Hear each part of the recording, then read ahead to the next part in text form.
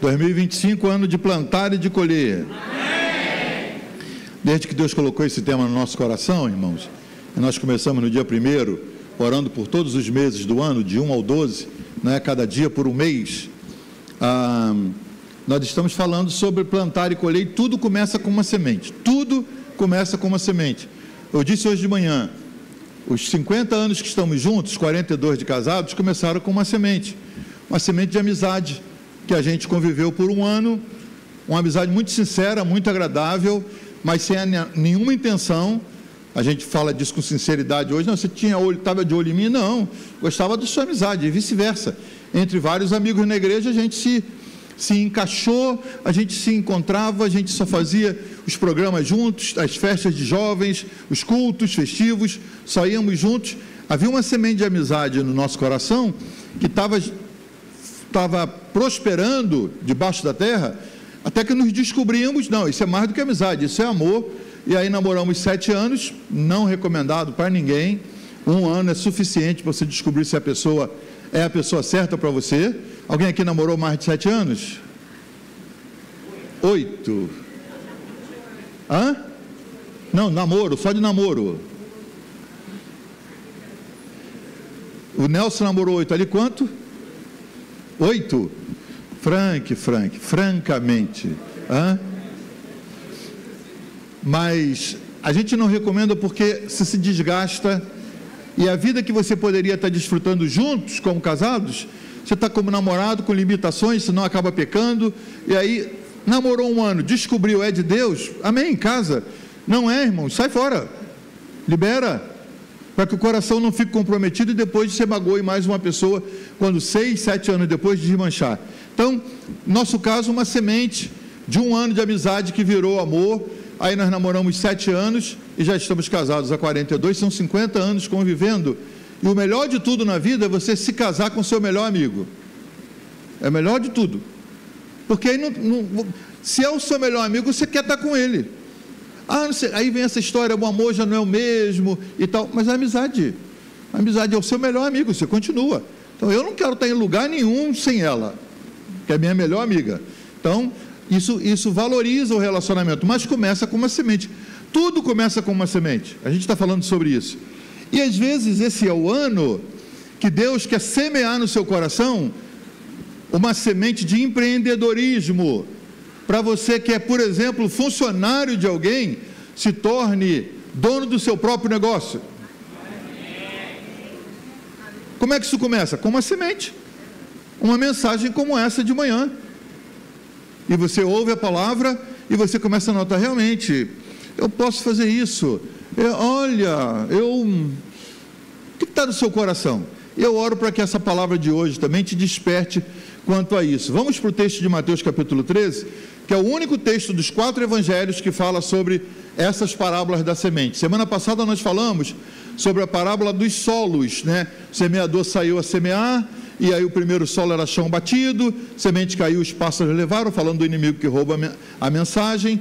O segundo caiu entre pedras, um terreno que não deu chance para criar raízes, e aí a semente morre, ela não produz, seca. A outra, que é entre os espinhos, ela fica infrutífera, porque os espinhos sufocam. E a última, que caiu em boa terra, produziu. Então, nessa parábola, no início de Mateus 13, nós somos solo. Na parábola seguinte, que o Senhor está falando, a parábola do joio e do trigo, Ele está falando que nós somos sementes. E é disso que a gente quer falar. Mateus 13, 24 a 30. Me ajuda aí com esse texto na tela para a gente poder ler. Continua o Senhor falando, mas agora Ele está falando sobre a nossa vida como semente. Vamos ver se a gente tem ali. Eu não tinha pedido antes, mas para não ler na minha Bíblia, a gente lê no telão. Mateus capítulo 13, do verso 24 ao verso 30. E aí eu quero explicar essa cena, onde o Senhor fala que o semeador, o dono da plantação, o agricultor, ele pega os seus empregados, e lá pelas 4 horas da manhã, como eles começam a trabalhar no campo, ele vai lá, imagina essa cena, e aí ele tem um alforje cheio de sementes boas, de trigo, e ele abre os buraquinhos na terra, essa terra que já foi sulcada, ela já foi tratada, tiraram as pedras, tiraram os espinhos, ela está pronta, hidratada para receber semente, ela está macia. Então eles vão lá, os empregados, não é? E eles abrem pequenas cavidades no solo, colocam a semente de trigo, cobre do lado a poucos centímetros, outra cavidade, bota a semente, cobre, e eles passam o dia fazendo isso, à luz do dia. Eles não gostam de fazer com sol a pino porque fica difícil. Então eles começam 4, 5 da manhã, para quando dá 1h da tarde eles já terem terminado o trabalho. O texto diz, o texto de Mateus capítulo 13, do 24 em diante, diz que de noite, enquanto os empregados que trabalharam de dia estão dormindo, veio o inimigo. Agora você imagina, a lavoura ainda não cresceu, é um campo de chão batido, com buraquinhos que foram abertos durante o dia e cobertos. Qualquer pessoa que passe sabe, semeadura hoje aqui, porque os buraquinhos ainda estão cobertos, não foram pisados. Diz o texto: o reino dos céus é semelhante ao homem que semeia boa semente no seu campo. Mas dormindo os homens, veio o seu inimigo e semeou o joio no meio do trigo e retirou-se. Ele fez isso de noite. E quando a erva cresceu e frutificou, apareceu também o joio. E os servos do pai de família, indo ter com ele, disseram-lhe: Senhor, não semeaste tu no teu campo boa semente? Por que então o joio? E ele lhes disse: um inimigo é quem fez isso. E os servos lhe disseram: queres, pois, que vamos arrancá-lo? Ele, porém, lhes disse: não, para que ao colher o joio, não arranqueis também o trigo com ele. Deixai crescer ambos juntos até a ceifa. E por ocasião da ceifa direi aos ceifeiros: colhei primeiro o joio e atai os molhos para o queimar, e o trigo, porém, ajuntai-o no meu celeiro. E agora vamos para o versículo 36, que é a explicação dessa parábola, quando os discípulos em particular chamam Jesus e ele explica. Tendo despedido a multidão, Jesus foi para sua casa. Chegaram-se a ele seus discípulos, dizendo: explica-nos a parábola do joio do campo. E ele respondendo disse-lhes: o que semeia boa semente é o Filho do Homem, falando de Jesus. O campo é o mundo. A boa semente são os filhos do reino, eu e você. E os joios são os filhos do maligno. Para concluir, o inimigo que o semeou é o diabo, o Senhor não deixa dúvidas, e a ceifa é o fim do mundo, que não acontece agora, e os ceifeiros são os anjos. E aí ele conclui dizendo: assim como o joio é colhido e queimado no fogo, assim será na consumação desse mundo. Voltando então para a ilustração do texto, o semeador com seus empregados semearam as sementinhas de trigo com seu espaçamento adequado, e durante a noite, enquanto eles dormiam, vem o inimigo. Não tem luz de mercúrio, não tem lanterninha de celular, no escuro da noite o inimigo vem, ele também tem um alforje, ele também tem semente, só que não são sementes de trigo, são sementes de joio, que a ciência chama de cisânia. Joio é uma expressão mais bíblica, mas é cisânia. E eles vêm com aquela semente, o inimigo vem, e o que ele faz? Ele detecta os furinhos aonde estão as sementes de trigo. Entre um furinho e outro, ele cavuca um outro buraquinho e ele joga uma semente de cisânia e cobre, e vai fazendo assim. Então, entre uma semente de joio e outra, ele coloca uma de trigo e outra, ele coloca uma de joio, e no final, aqueles metros de plantação, que tinham lá 100 buracos com sementes de trigo, agora tem 200 buracos, 100 de trigo e 100 de joio. O que acontece no dia seguinte? Os trabalhadores voltam para concluir o trabalho, e eles notam: mexeram aqui, mas eles não sabem o que está acontecendo debaixo da terra. E aí que a gente começa a entender um pouquinho por que a cisânia entra na história da nossa vida, na história da nossa igreja. Qual é a razão para um inimigo vir e semear joio numa plantação de trigo? Só tem duas desculpas, irmãos, duas respostas: ódio ou inveja. Isso era tão sério que a lei romana dava uma punição para quem fosse pego semeando cisânia no terreno dos outros. Porque eles faziam isso por boicote ou por vingança. Porque você está me devendo, o que eu vou fazer? Eu vou estragar a sua lavoura. Você trabalhou com seus empregados, eu na surdina da noite vou lá, coloco minhas sementinhas e desapareço. Diz que ele veio de noite, colocou e retirou-se. Quando Quando os empregados notam, não sabem ainda o que está acontecendo debaixo da terra. Mas o que está acontecendo? A raiz da cisânia, do joio, ela se entrelaça com a raiz do trigo. Ainda não apareceram do lado de fora, estão só debaixo da terra, ninguém está vendo. Há coisas que nós não vemos, mas estão acontecendo. E essas raízes estão se entrelaçando. Aquele homem que plantou por maldade, para boicotar uma plantação, ou por vingança, por alguma coisa em que ele se sentiu lesado, ele fez isso e foi embora. Passam-se alguns meses, aproximadamente 100 dias, 3 meses e um pouquinho. E o que acontece? É a hora de brotarem. Aquelas duas plantas, tanto o joio quanto o trigo, chega a hora de brotarem. Romperam a barreira da terra em busca da luz do sol e da chuva, e quando eles brotam, são muitíssimo parecidas. Quando você olha a foto da cisânia e do joio, você olha e diz, não pode ser igual. Ali mesmo tem uma, você vê aqui, isso aqui é cisânia, isso é trigo. Aparentemente, vou voltar aqui, aparentemente, você nem sabe, você parece até mais bonita a cisânia do que o trigo. Qual é a diferença, irmãos? O trigo é maleável, à medida que ele vai crescendo, ele já começa a descer com o peso dos seus grãos.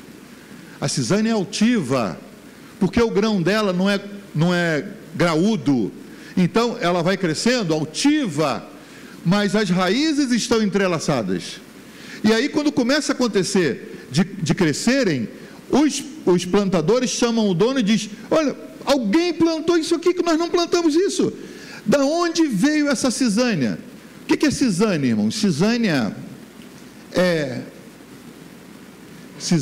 é erva daninha, que se espalha fácil pela terra. Sexta-feira eu contratei os garotos aqui que trabalham no prédio, e eles vieram cortar as ervas daninhas que nascem no meio da pedra portuguesa. Quem plantou, irmãos? Quem regou? Eles cortam regularmente, tem as pedras, ainda assim a erva daninha brota no meio das pedras e tem que cortar o tempo inteiro. Erva daninha, como a cisânia, como o joio, ela se espalha facilmente pela terra. Quer ter um canteiro de rosas? Vai te dar muito trabalho. Quer ter um canteiro de erva daninha? Não faça nada, ela vai brotar. Nem precisa comprar, ela aparece e ela cresce. E você corta e ela cresce de novo. Cisânia é isso. As suas raízes se entrelaçam com as do trigo debaixo da terra. E foi por isso que quando eles viram elas brotando, eles disseram, tem cisânia no meio, tem joio no meio do nosso trigo, vamos arrancar. O dono, o agricultor falou, não, a gente não pode, porque nesse ponto em que elas acabaram de brotar, as raízes estão entrelaçadas. Se você arranca, porque elas são identificáveis, você sabe, isso aqui é cisânia. Se você agarra a cisânia e puxa, você tira o trigo e aí você perde a plantação inteira. Então ele disse, não, deixa crescer, e na colheita final eu vou chamar pessoal especializado e eles vão vir, e aí agora as raízes já estão soltas, as plantas já estão crescidas, eles vão colher o joio primeiro e botar no fogo, e aí vão colher o trigo e separá-lo para que se transforme em pão, em alimento. Aí as características da cisânia: crescem com coloração parecida até amadurecerem. Por um tempo elas crescem verdinhas, depois o trigo começa a ficar dourado e a cisânia vai ficando verde, cada vez mais escura. E é ali que você pode identificar perfeitamente, isso é joio, isso é cisânia, isso é trigo. Só quando a coloração começa a diferenciar uma da outra. E se você quer comer trigo, ele vira pão e te alimenta. Se você quiser comer o joio, irmão, ele não serve para nada. Não sei se você já fez um chazinho de erva daninha, de cisânia. Não serve para nada. Já fizeram? Na realidade causa tontura e enjoo. Por quê? Ele tem um fungo que, com uma substância tóxica que não serve para ser comido, para ser aproveitado como alimento. Então, para que serve a cisânia? Para prejudicar. Só isso. Por isso que diz, um inimigo fez isso, com má intenção. E as cisânias estão no nosso meio. Quando o Senhor contou a parábola do trigo e do joio, Ele ensinou que nós devemos aprender a conviver com essas pessoas. Pastor, quem são? Quem são? Nós começamos a especular, não é? Pessoa que te dá um trabalhinho, crente mais difícil, você começa a dizer, eu já sei quem é joio lá, já sei quem é. Você nunca pensou assim, aquilo é joio puro. E a gente até fala assim, irmãos, uma frase que virou um provérbio, temos que separar o joio do trigo. Nós somos proibidos, nós não podemos, porque não temos conhecimento. Quem é joio e quem é trigo? Você pode saber as características da cisânia, mas você não sabe quem é a cisânia no meio do trigo. E a Bíblia diz que nós não podemos separar o trigo do joio, porque os empregados quiseram fazer isso e o Senhor falou, não. No final, na hora da colheita final, os empregados especializados, eles vão separar o joio do trigo. Então nós não podemos separar. Ainda que você tenha uma revelação especial do Senhor, e você diga, pastor, eu já identifiquei alguns na igreja. Tem joio ali que é joio mesmo. E a gente pode fazer um trabalho de expurgar, de separar. Você não tem autorização, porque esse não é seu trabalho. Aí é trabalho dos pastores? Também não. O que a gente faz então? Tem cisânia no meio do trigo, irmãos? Tem, pode falar com tranquilidade. Tem. A irmã Cisânia tem ali. O irmão Joio e a irmã Cisânia, eles estão aí. Não vai botar esse nome no filho seu porque você achou bonito, que a gente falou, amanhã você, estou pretendendo ter uma menina, Cisânia é erva daninha, irmão, não faça isso. Mas o Senhor Jesus nos ensinou a conviver, pastor Pedro falou aqui na hora da escola dominical, nos ensinou a conviver com o joio durante o ministério terreno dele. 3 anos e meio ele conviveu com o joio chamado Judas, que ele convocou, que ele ministrou, que ele ensinou, e ainda deu um destaque, uma responsabilidade para ser o tesoureiro do ministério. Você acha que Jesus não sabia que ele era joio o tempo inteiro? Sabia? O que ele estava ensinando para nós? Que a gente tem que conviver.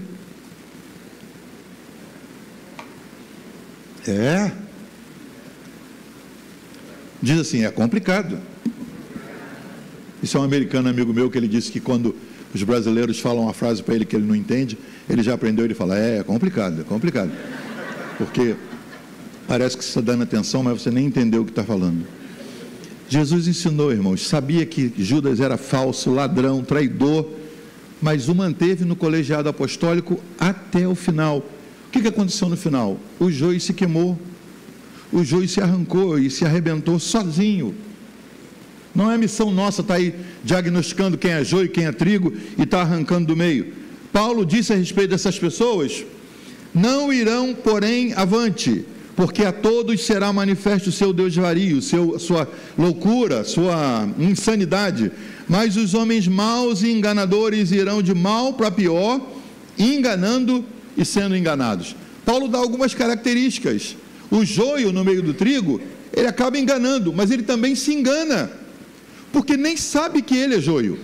Você não vem para a igreja já sabendo, eu sou semente maligna, eu estou indo para lá para fazer isso. Esses casos que a gente vê na internet, irmãos, cada dia mais a gente tem que ter mais cuidado com o que a gente vê na internet. Outro dia me mandaram de uma feiticeira contando como ela entrou na igreja, e ela foi recebida pela recepção, e aí o povo fez uma festa com ela. A gente faz isso com todo mundo. E aí ninguém discerniu o que ela era, então ela foi para o meio, mas ela já veio para disseminar o mal e tal. Você acha que um espião vai contar que ele é espião? Que quem vem para disseminar o mal vai contar para ser, ainda vai de cara lavada para a internet? É uma história, gente querendo ganhar visibilidade, gente que não ganhou nem lá em lugar nenhum visibilidade, aí fica dizendo, eu entrei para causar prejuízo. Que testemunho ruim, quem é que quer contar na internet que entrou no lugar para dar prejuízo? E aí você fica, tem algum no nosso meio, quem é? E fica vasculhando os irmãos, fiscalizando, diagnosticando, escaneando para ver se tem algum desses no nosso meio. A gente não sabe. Você nem sabe quem você é. Você tem que descobrir sua identidade no Senhor. Jesus sabia quem era, mas o Senhor se manteve tranquilamente com Judas no ministério, mas o Senhor sabia, esse é joio, e só ele sabe, você não sabe. Paulo disse, eles se enganam e vão enganando aos outros, mas eles vão ser descobertos. Qual é a grande diferença entre o trigo e o joio? Crescem juntos, se entrelaçam, parecem-se demais, começam verdinhos, depois um vai colorindo para ficar dourado, o outro vai ficando verde escuro. No final, o joio não permanece. E é interessante que na casa de Deus, quem é joio no meio da igreja? Joio são gente que faz parte da nossa igreja, gente congregada. Dá uma olhadinha para o lado, mas não diz nada. Membros congregados. Joio canta, irmãos. Joio canta. Joio ora. Joio prega. Joio dizima. Mas só o trigo permanece. No final, só o trigo permanece.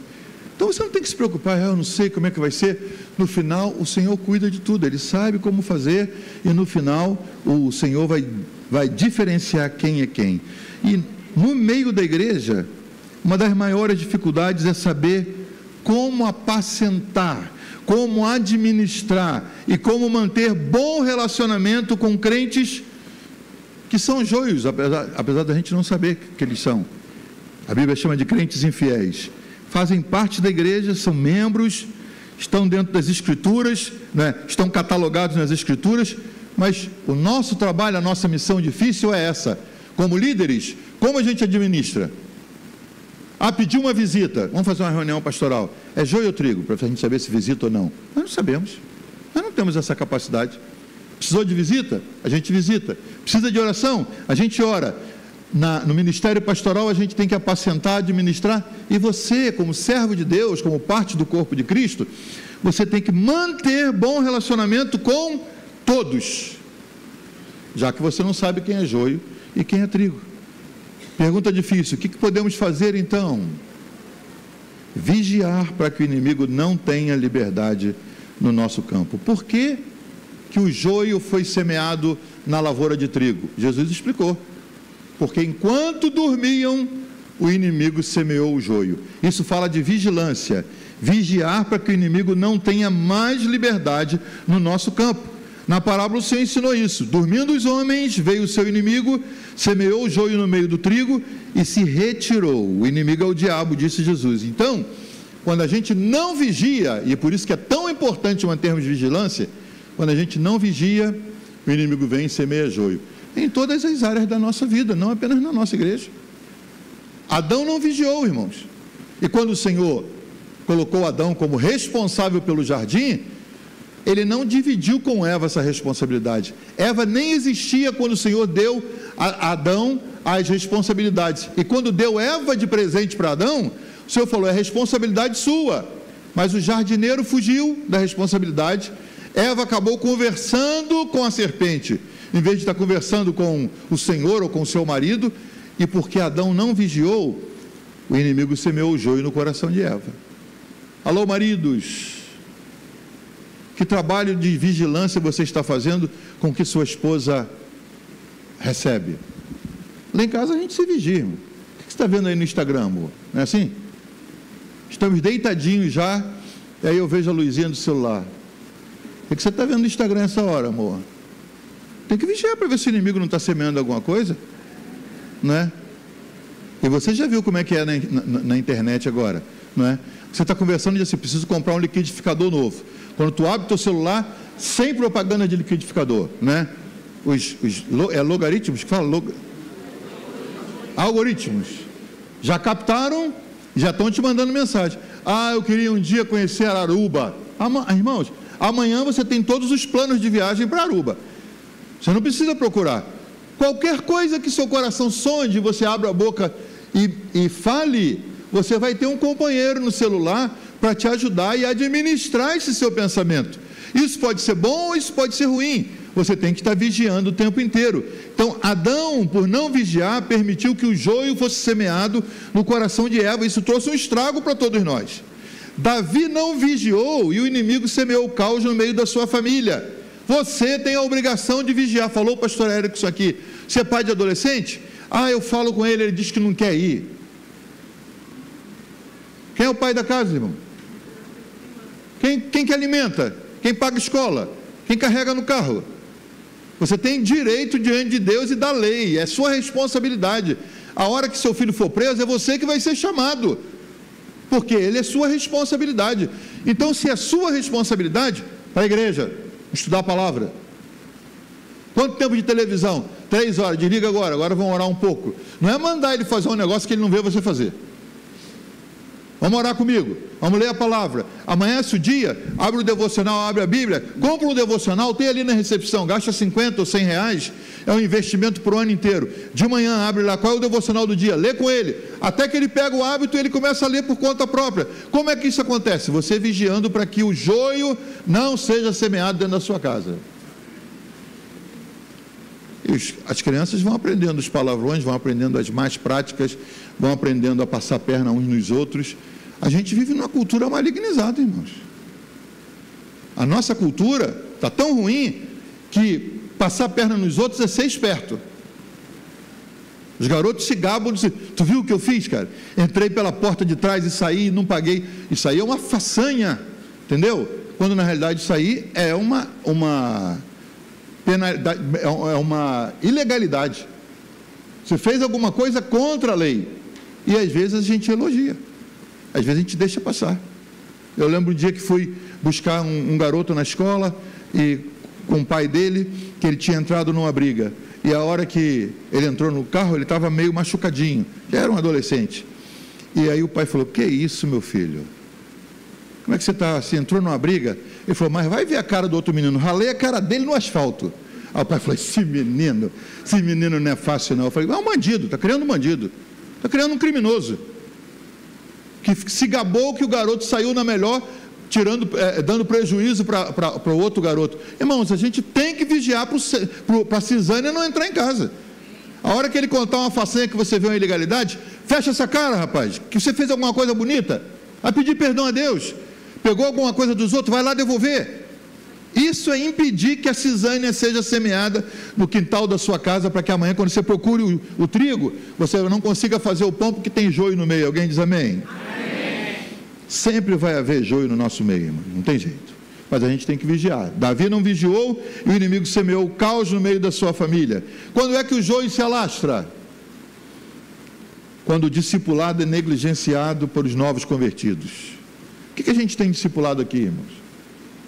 Tem que ter uma sala climatizada, os irmãos vêm, as pessoas vêm e se convertem, a gente inscreve imediatamente, manda para a classe discipulado, aí vai o Wander com a turma dele, semana que vem já começa, e aí ensinando os rudimentos da fé, o que é perdão, o que é dízimo, o que é salvação. A gente ensina o básico, porque se ele se desviar ou se ele sair, ele leva o básico, que vai nutri-lo pela vida e pode ajudá-lo a se levantar no Senhor. Mas quando é que o joio se alastra?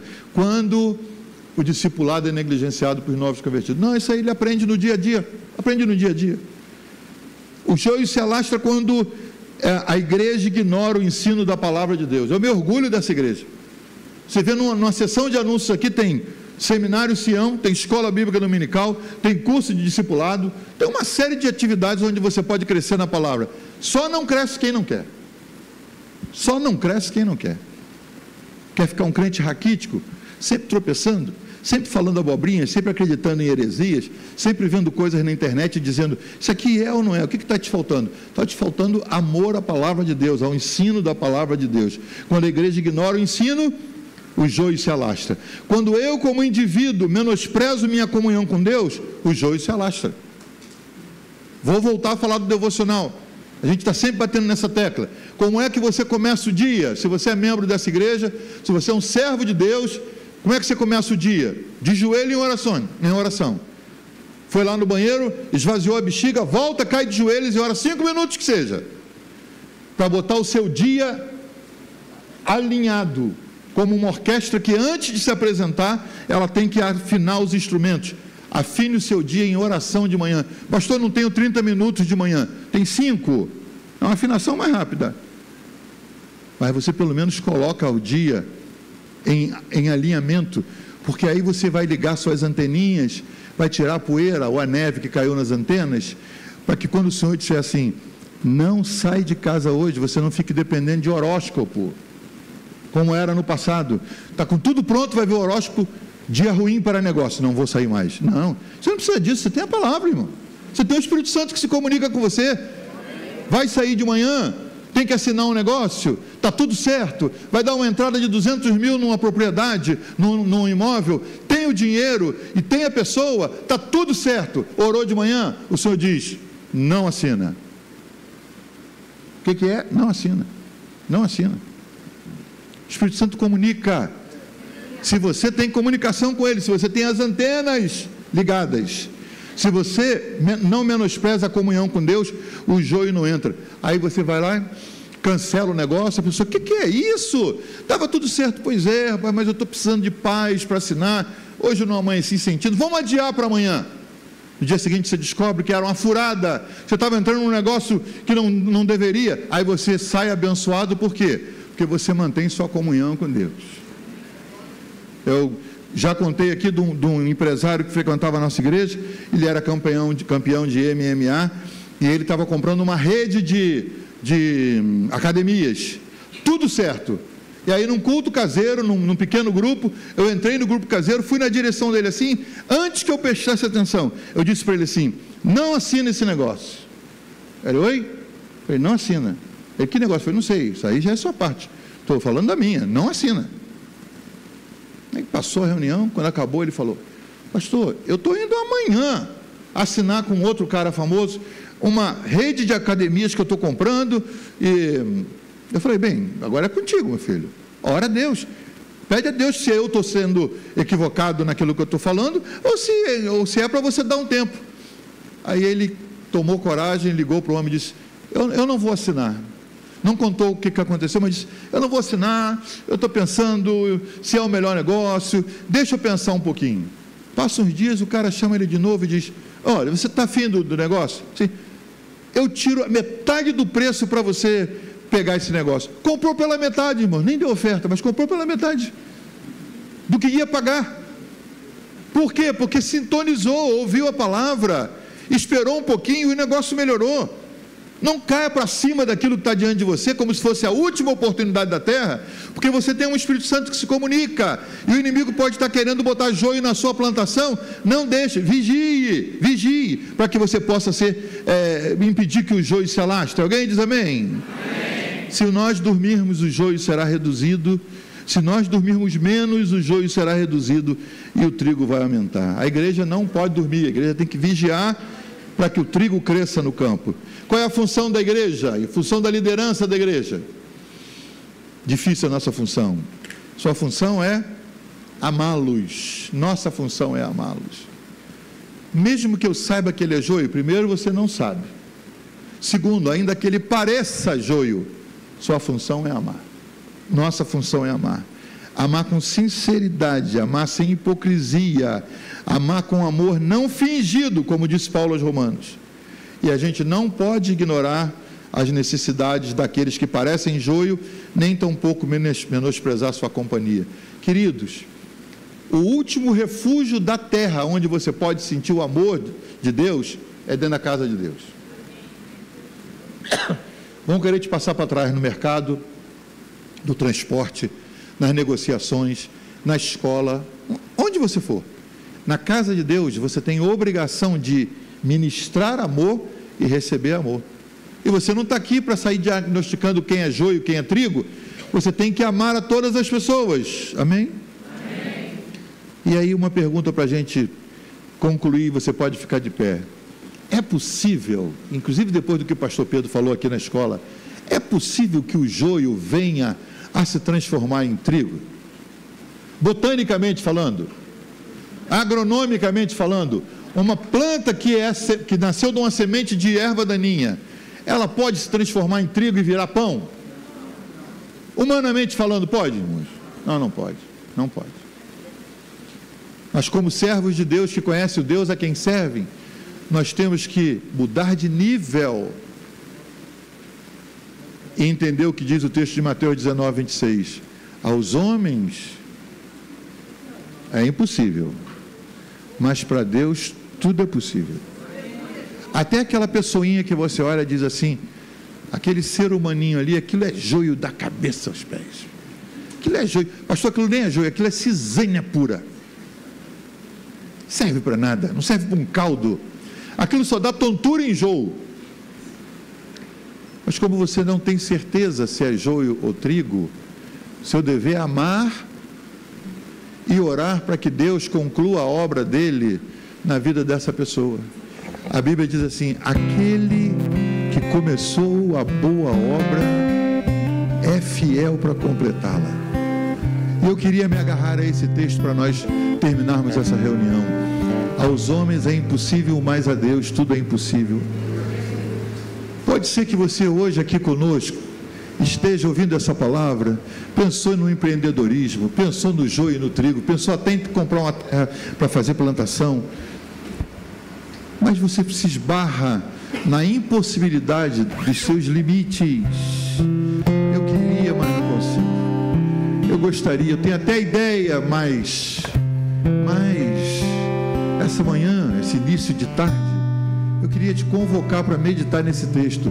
Aos homens é impossível, mas a Deus tudo é possível. Tudo, enche a boca e fale: tudo, tudo, tudo, tudo. Contei o testemunho aqui de manhã, vou repeti-lo agora.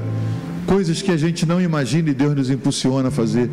Essa viagem nossa improvisada para os Estados Unidos no mês de janeiro, a gente estava indo para Penedo para tirar 3 dias e de repente o Naldo ligou e falou: passa 4 dias aqui, eu mando os bilhetes por milhas e vocês vêm estar com a gente aqui, é aniversário da neta. E o Zion estava mal. Por que o Zion estava mal? Porque ele estava numa escola com programa de autismo e o programa foi suspenso, e ele estava em casa. Então todo dia a irmã se arrumava e ele botava o uniforme e a mãe dizia: bom, você não vai para a escola.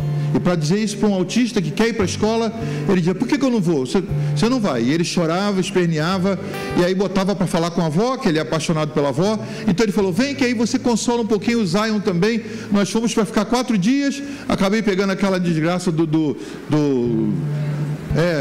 influenza A, fui para o hospital, remédio caro, tratamento, de molho, sem olfato, sem paladar, de cama, com os dias de cama, o Zion agarrado com a avó, porque não ia para a escola. Todo dia de manhã saía a irmã, aí ele dormindo com a avó, mas aí ela intertia ele, porque a mãe começou a fazer dever em casa, baixou os deveres lá de homeschool para fazer dever em casa, mas ele falou: eu queria estar com os coleguinhas, eu queria estar na minha classe. Ela: vamos estudar com a mamãe. E aí fazia, intertendo. Como a gente resolve essa situação? Na cidade não tem mais o programa para o Zion. Eu falei: vamos entrar no carro, vamos viajar 3 horas e vamos a Orlando. Não para Disney, vamos a Orlando. Eu pago uma noite de hotel para a gente sair do ambiente e pensar: eu não aguento mais nessa cama. E fomos, irmãos. E no caminho a Aninha entrou na internet, do nada, do zero. Entrou na internet e viu que em Orlando havia escolas com um programa específico para autistas. E ela ligou para a escola disse: vem aqui. Nós fomos direto na escola ela descobriu, matriculou o Zion sem morar na cidade, sem ter uma casa na cidade, com o marido trabalhando na outra cidade. Vamos partir para isso, matricula o garoto. Só que a diretora falou: tem uma escola melhor que essa, que ela é tão premiada que ela tem tirado as crianças do autismo para o programa regular. Vamos lá. Chegamos lá no bairro onde nós tínhamos morado quando moramos a última vez em Orlando, um bairro lindo que a gente morou. Olha, o bairro é lindo, a escola é aqui, matriculamos. Agora falta uma casa em frente à escola, assim, de um condomínio com um apartamento de 2 andares para alugar. A Aninha pegou o número, do nada liga: ó, dia 1º de março vai estar disponível, mas precisa ter comprovação de trabalho. Não, agora não tem como mostrar que trabalha na cidade. Preencha a ficha para alugar o apartamento. Preencha a ficha. Volta para a cidade. O emprego que Naldo tinha, perdeu. O homem desistiu de manter a firma para frente. Naldo ficou desempregado. Aí agora, como é que faz? Agora não tem emprego, tem uma escola, tem que mudar para a cidade, tem que entregar esse apartamento, que mora 6 meses. O que vai fazer? Aí um outro homem a quem Naldo serviu durante o Natal para ele tirar férias, disse: você não quer trabalhar para mim? E Naldo então é convidado para trabalhar em Orlando pela outra firma. Agora tem casa, agora tem escola, mas agora tem que entregar o apartamento. O cara diz: você me deu 2 meses de depósito, e se você sair antes do prazo eu vou te comer esses 2 meses de depósito. Não posso. Só que é um crente. E aí a gente orou, ele disse: me dá uma semana. Na semana seguinte ele falou: eu fui tocado por Deus, eu não quero te dar prejuízo, você pode sair, não precisa pagar nada, leva os seus 2 meses de depósito. Deus deu a casa, deu a escola, deu o trabalho. De um dia para o outro Deus abre portas. Como é que você vê isso? Quando você levanta os olhos acima dos montes da impossibilidade, aí você descobre o que Deus já arrumou depois das montanhas. Essa é uma manhã para você levantar os olhos. Levantar os olhos e dizer: tem coisa que eu não estou vendo, mas Deus já arrumou. Tem uma escola que eu não estou vendo, um trabalho, um empreendimento, tem uma cura, tem um remédio, tem um tratamento, tem uma escola, tem alguma coisa. Você que está desempregado e está dizendo: o que eu vou fazer? Levanta os olhos. Jesus falou: levantai os vossos olhos. Vocês dizem que faltam só 4 meses para a colheita? Eu já estou dizendo: é agora. Agora é a hora. Deus está te dizendo: agora é a hora, agora é a sua hora. Esse é o ano de plantar e de colher, de abrir os olhos, de olhar os horizontes por cima das montanhas e crer: os impossíveis aos homens são possíveis a Deus. Você crê nisso? Diga amém. Endosse esse amém com um aplauso ao Senhor e um glória a Deus. Vamos cantar. Vamos terminar cantando. Eu quero orar por você que está precisando dessa barreira da impossibilidade cair do seu caminho. E se você precisa, você sai correndo do seu lugar, vem à frente. Enquanto a gente canta, você vem à frente. E esses pastores ungidos aqui, aproveitar o pastor Roberval com a gente ainda para estar orando por você. Amplie seus horizontes, irmãos. Abre esses olhos. Jesus estava lá com a samaritana no tanque. Ela já tinha voltado para a cidade e os discípulos disseram: Senhor, você estava aqui ministrando. Ele falou: vocês acham que faltam 4 meses? E ele estava vendo a multidão vindo de Samaria ao encontro dele. Ele falou: os campos já estão brancos, os campos já estão brancos. Você vai ter um testemunho para contar esse ano do plantar e do colher. Amém. Pedir ajuda dos pastores para estarem ministrando sobre os que estão aqui. Vamos, Asa, vamos cantar. Glória a Deus. Aleluia. Deixa eu te dar uma dica. Aqui na porta da igreja tem uma barbearia. Do lado tem 2 lojas fechadas para alugar. A gente está precisando de uma açaiteria boa aqui. E quem sabe um outro negócio de servo de Deus aqui do lado da igreja, para prosperar e abençoar a rua, abençoar o bairro com bons negócios. Abre-se seus olhos e creia no que você não creu até agora. Diga: Senhor, é o ano de plantar e é o ano de colher. E deixa Deus usar aquilo que você sabe fazer, para que Ele possa fazer prosperar a sua vida e você ter um testemunho para contar. Aperte a mão de alguém e diga: Deus te abençoe. Deus te abençoe, Deus te abençoe. Obrigado por estarem conosco até agora. Vão na paz do Senhor. Temos um almoço gostoso para que você possa desfrutar de um tempo de comunhão.